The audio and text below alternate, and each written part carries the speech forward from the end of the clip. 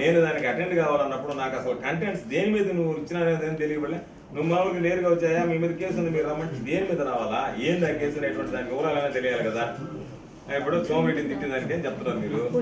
సోమిరెడ్డిని ఏమి తిట్టాను, ఏమన్నా తిట్టకూడదు నాకు తెలియాలి కదా. ఇప్పుడు నేను ఏమంటాను, అయ్యా సోమిరెడ్డిని ఏదో 4 మాటలు మాట్లాడాను అన్నాను అనుకో, దానికి సంబంధించిన స్కాను ఆ ఫోటోలు అన్నీ తీసుకురావాలి కదా. నేను ఏది తిట్టానని చెప్పి కదా. ఇప్పుడు ఆయన ఇసుక దొంగతనం చేస్తుంటే స్కానర్ పెట్టి పెట్రోల్ పంప్ స్కానర్ పెట్టి దొంగతనం చేస్తుంటే దాన్ని తీసుకురావాలనా, లేదు మీరు ఏదన్నా నేను 2-3 చెప్పుండా ఆయన మీద, ఏది స్కానర్ గురించి ఒకటి మాట్లాడుండా, గ్రావెల్ గురించి ఒకటి, ఇసుకది గ్రావెల్ గురించి ఒకటి మాట్లాడుండా, మొన్న స్కూల్లో ఇంటర్వెల్లో అతను పోయి పిల్లకాయల పుస్తకాలు తీసుకుపోయి శనగల బెల్లానికి వేసినాడని ఒకటి మాట్లాడుండా, ఆ వివరాలు తీసుకురావాలి కదా.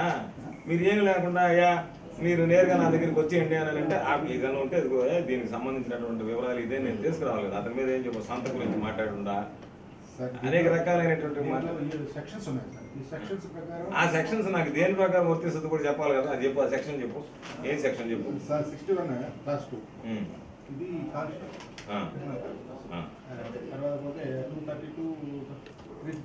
232 ఏం చెప్పు. 232 అనేది అసభ్య పదజాలం ఉపయోగించారు కాదు, 232 అది కాదు, కాదు బిఎన్ఎస్ కదా. బిఎన్ఎస్ 232 ఏం చెప్తుంది, ఎక్కడన్నా కేసులో ఏదన్నా దొంగ సాక్ష్యం చెప్తానే ఉంది. అసలు కేసులో అసలు నేను మాట్లాడకపోతే ఎంతో ఇప్పుడే కదా కేసు. బిఎన్ఎస్ 232 ఏం చెప్తుంది Srinivas Reddy? What BNS 232 says? మాకు ఈ ఐపీసీ పోయి బిఎన్ఎస్ వస్తే కన్ఫ్యూజ్ అవుతున్నాం. ఏం లేదు రాదా గమనం, ఆయన ఎవరు ఎక్స్పర్ట్. ఈ మొబైల్ బేస్ చేసుకొని మొత్తం బిఎన్ఎస్ అంట.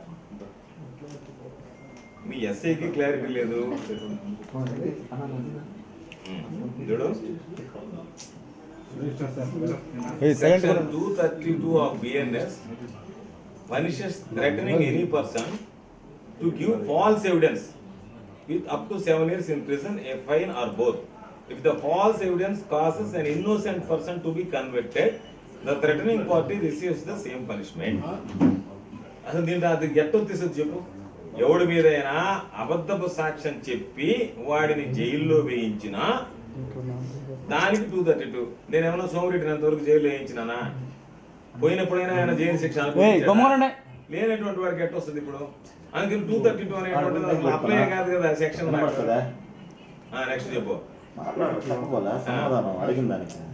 351 అయ్యింది ఓకే, 232 అప్లికబుల్ కాదు కదా. మరి అప్లికబుల్ కాని సెక్షన్ అదే నేను చెప్పేది. నాకు ఆ సెక్షన్ ఎట్లా అప్లికబుల్ అవుతుందని నాకు తెలియాలి కదా. తెలిస్తే కదా నేను నీతో మాట్లాడగలనాయా ఇది ఇదేనా? రేపు వచ్చిన 232 ఎందుకు అప్లికబుల్ అవుతుంది? నేను పెద్ద చదువుకోలేదు అనుకోని చంద్రమోహన్ రెడ్డి చదువుకోలేదు. నేనేదో ఇంజనీరింగ్ చేసిన అతనైతే నాకన్నా పై చదువులు ఇంటర్మీడియట్ దాకా చదువుకుంటాడు. అదే నేను చెప్పి అంతకే చదువున్నాను నేను, ఇంటర్మీడియట్ దాకా చదవలే నేను. అతనైతే ఇంటర్మీడియట్ చదువుకుంటాడు కాబట్టి అతనికి అనుభవం వీటి మీద లీగల్గా. అందుకని నన్ను తిట్టాడు అని చెప్పి మిమ్మల్ని పంపిస్తే మీరు ఏమి తెలియకుండా తెలుసుకొచ్చి కాగితాలు ఇస్తా, కాగితాలు తీసుకోమంటే తీసుకుంటా, దాని మీద నేను రాసిస్తా.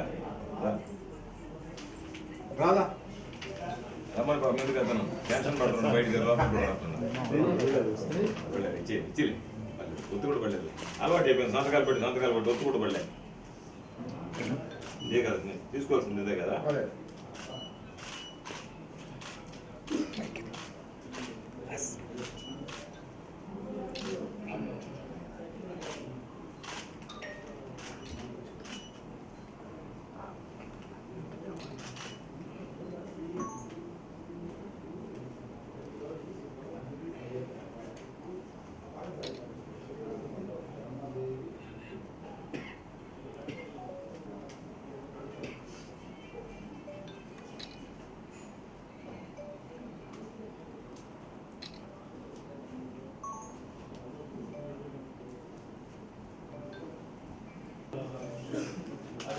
FIR copy may be supplied to know the details of this case prior to the time and date of this notice. 1 గంటకి 5 గంటలకు రమ్మంటే ఎంత అవ్వాలా అందుకని చెప్పి రిప్లై ఇస్తా.